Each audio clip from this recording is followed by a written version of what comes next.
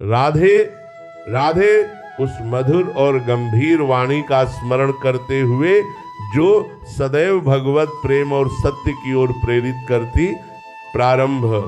सत्संग की महिमा।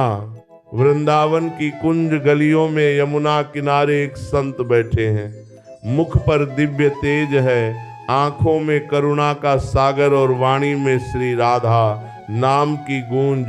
वे भक्तों से कह रहे हैं, भैया यह संसार कर्मों का खेल है, जो बोओगे वही काटोगे। लेकिन क्या तुम जानते हो कुछ ऐसे पाप भी हैं जिनका फल कभी नहीं मिलता?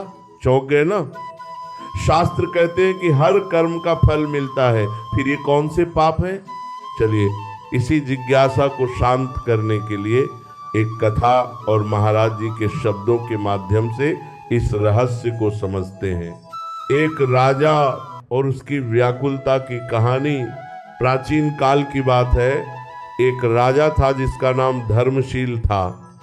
वह बहुत दान पुण्य करता था, लेकिन एक दिन उसके मन में यह प्रश्न उठा कि क्या अनजाने में किए गए पापों का भी वही फल मिलता है जो जानबूझकर किए गए पापों का मिलता है? और क्या कोई ऐसा मार्ग है जिससे पाप होने के बावजूद उसका कुफल बुरा फल जीव को न भोगना पड़े? वह एक पहुंचे हुए संत के पास गया। संत ने मुस्कुराकर कहा, राजन, पाप का फल तो मिलता है, लेकिन जिसे तुम पाप समझ रहे हो, यदि वह भगवद अर्पण हो जाए या पश्चाताप की अग्नि में जल जाए तो वह फलहीन हो जाता है। संत ने राजा को 3 विशेष स्थितियों के बारे में बताया जिन्हें महाराज जी अक्सर अपने सत्संग में फलहीन पाप की श्रेणी में रखते हैं। 1, अनजाने में हुआ सूक्ष्म पाप बिना अहंकार के। महाराज जी कहते हैं, जब हम चलते हैं तो चींटियां मरती हैं, जब हम सांस लेते हैं तो सूक्ष्म जीव मरते हैं, जब हम चूल्हा जलाते हैं तो अग्नि में जीव जलते हैं।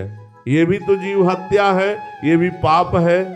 लेकिन यदि आपके मन में हिंसा का संकल्प नहीं है और आप अपने दैनिक कार्यों को भगवान का स्मरण करते हुए कर रहे हैं, तो इन सूक्ष्म पापों का फल आपको नहीं मिलता। क्यों? क्योंकि यहाँ कर्ता का भाव नहीं है। जहाँ मैं नहीं है वहाँ कर्म चिपकता नहीं है। जैसे आग में पटा हुआ बीज अंकुरित नहीं हो सकता, वैसे ही भगवान के नाम की अग्नि में पटे हुए ये सूक्ष्म पाप फल नहीं देते।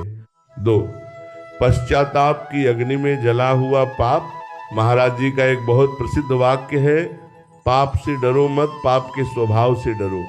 यदि किसी व्यक्ति से कोई बड़ा अपराध हो गया, लेकिन उसके हृदय में उस अपराध के प्रति गहरा पश्चाताप रिमोर्स पैदा हो गया, वह रात भर रोया, उसने प्रभु से क्षमा मांगी और संकल्प लिया कि अब दोबारा यह नहीं करूंगा। सिद्धांत, जब कोई जीव रोकर भगवान के चरणों में गिर जाता है तो भगवान उसके पापों का फल नष्ट कर देते हैं। महाराज जी कहते हैं, करोड़ों जन्मों का कूड़ा एक माचिस की तीली से जलकर राख हो जाता है। वह माचिस की तीली है सच्चा पश्चाताप। 3, भगवत शरणागति और नाम जप, ये सबसे महत्वपूर्ण बिंदु है। महाराज जी कहते हैं, जो नाम की शरण में है उसके पापों का फल प्रारब्ध तो बन सकता है, लेकिन वह उसे विचलित नहीं कर सकता। शास्त्रों में उल्लेख है कि भगवान का नाम लेने वाले के पाप वैसे ही नष्ट हो जाते हैं जैसे सूर्य के उदय होने पर अंधकार। यदि कोई व्यक्ति पाप कर्म में लिप्त रहा हो, लेकिन अब वह पूर्णतः शरणागत हो गया है, तो उसके पुराने पापों का फल दग्ध बीज, भुने हुए बीज की तरह हो जाता है।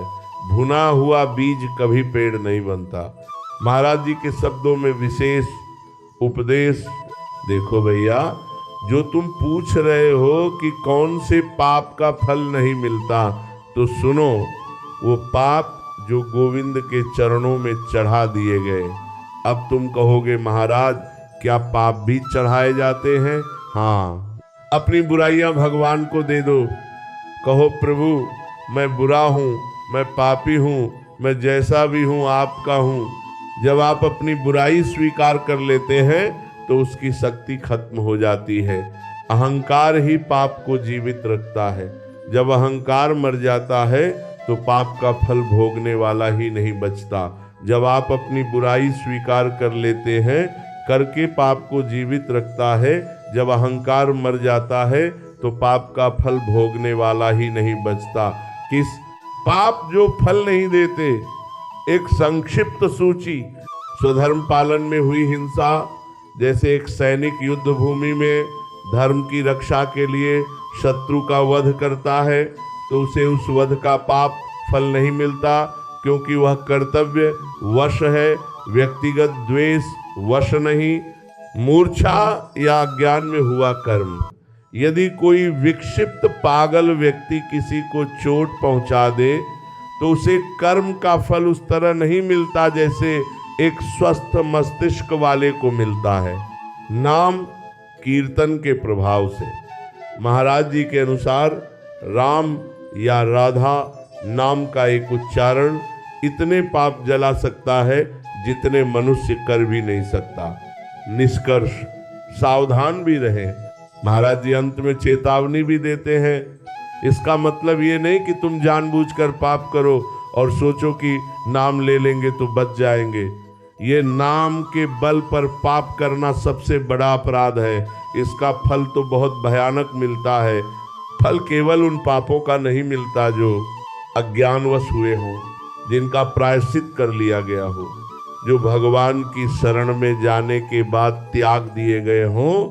सार अपने हृदय को निर्मल रखे, राधा नाम का आश्रय लें और निरंतर सत्संग सुनते रहें। जब मन प्रभु में रम जाएगा तो पाप करने की वृत्ति ही नष्ट हो जाएगी और फिर फल का भय भी समाप्त हो जाएगा। एक नाम जप की विधि, जीभ चले और मन सुने। महाराज जी कहते हैं कि नाम जप के लिए किसी विशेष आसन या समय की मजबूरी नहीं है। असली जप वह है जो निरंतर हो। विधि अपनी जिह्वा से राधा राधा या जो भी आपका गुरु मंत्र है उसे बोले और अपने ही कानों से उस ध्वनि को सुने। भाव शुरू में ये अभ्यास लगेगा, फिर ये आदत बनेगी और अंत में ये आपकी सांसों में बस जाएगा। चलते फिरते खाते पीते नाम चलता रहे। महाराज जी का सूत्र है, हाथ काम में और मुख नाम में। 2, शरणागति, मैं और मेरा का त्याग। शरणागति का अर्थ है भगवान के सामने पूरी तरह हार मान लेना। जब भक्त ये मान लेता है कि प्रभु मैं जैसा भी हूँ